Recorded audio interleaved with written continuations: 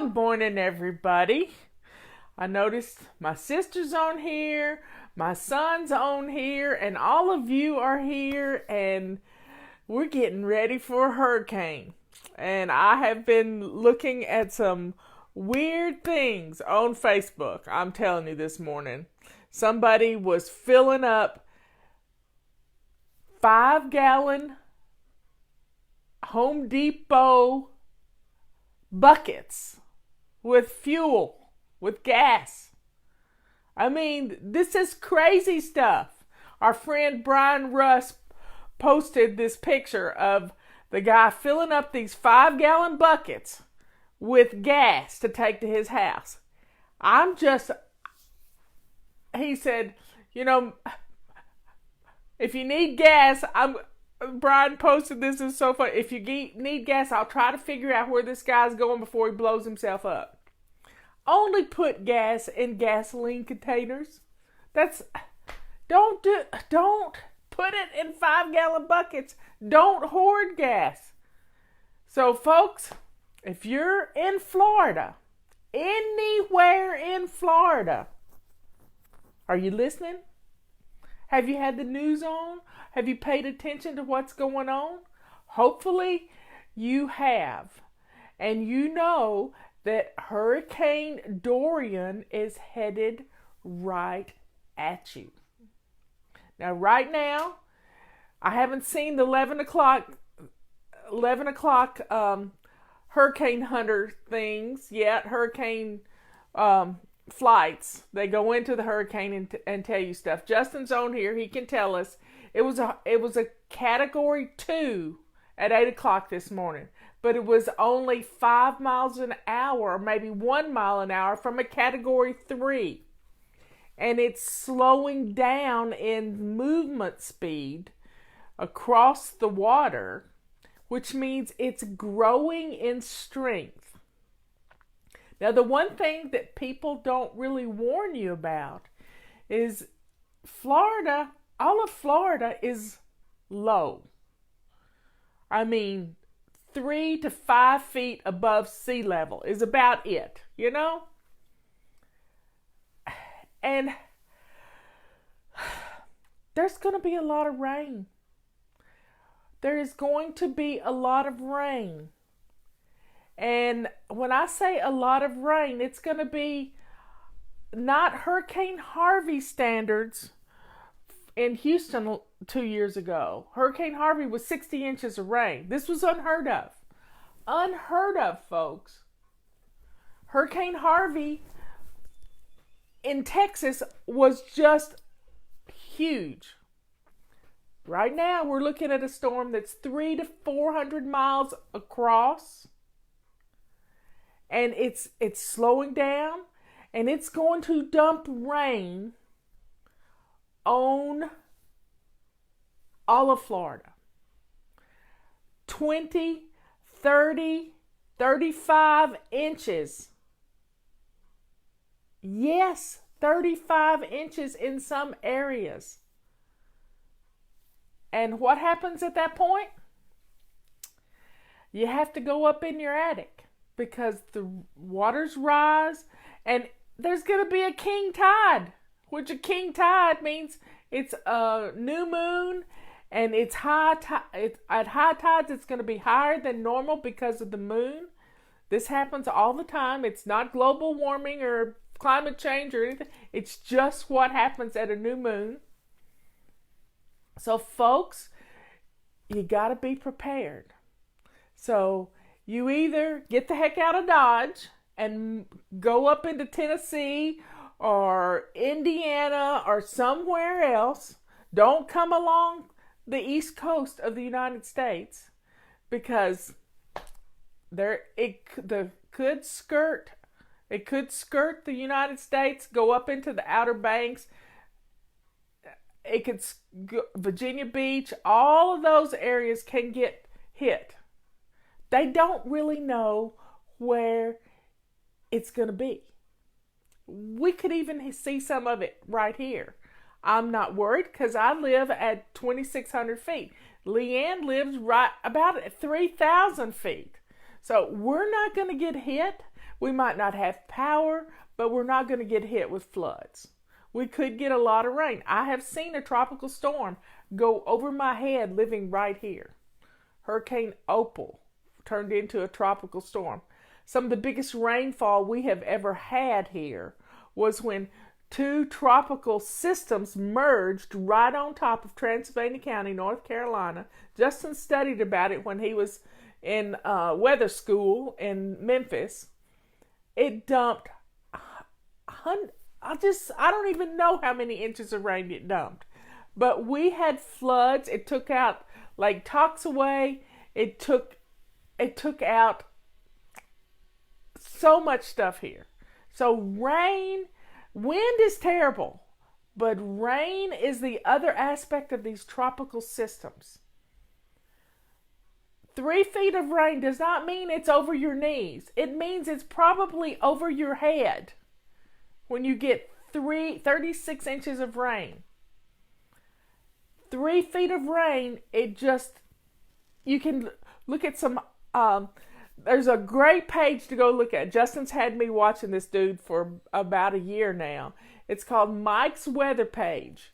And he is in Florida. I think he's on the west coast of Florida. But wherever he is, he knows the weather. And he's got there's a hydration thing that shows the tides and the rain coming down and how the waters come up. Didn't we sing a song in Sunday school? The rains came down and the floods came up. Yep, Mike's Weather Page. It's a cool thing. He talks to us at 8:30 every night and every morning. He has a set time. This is so cool because y'all love specific times. You got to be prepared. You can't swim in a flood that is having wind-driven water. You cannot swim in a flood. You've lost your mind. You've got to prepare. Now, we had some friends that were caught in Hurricane Charlie down in Punta Gorda, Florida, several years ago. And Justin and I were watching the radar. We're watching the radar, worried about our friends that were in. And he begged them. He begged them. I mean, if could have gotten down on his knees, he would have said, please. He would have gotten down on his knees and begged them. Tulip's whining because Robert's outside. And she wants to be outside. Now she's barking. So they wouldn't leave. They would not leave Punta Gorda. And Justin and I watched the radar. She's not happy. We watched the radar and we watched Hurricane Charlie come up from the Keys and we literally watched it on the radar make a right turn into Punta Gorda. Make a right turn. It was supposed to go up and hit Tampa. We watched it turn right. So hurricanes are fickle things, especially when they're big and they create their own weather. They create their own weather. And I've learned a lot through osmosis because my son's last name is Kane. And he loves hurricanes. And he has taught me a tremendous amount of knowledge about weather.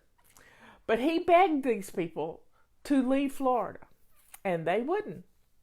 And then he said, do you have a sledgehammer to her? And to her husband. And why do we need a sledgehammer? We're retired. Why do we need a sledgehammer?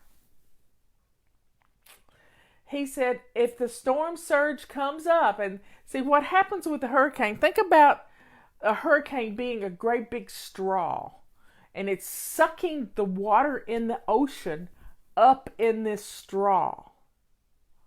And when it comes across, when it hits land, it's bringing that water that it's sucking up into this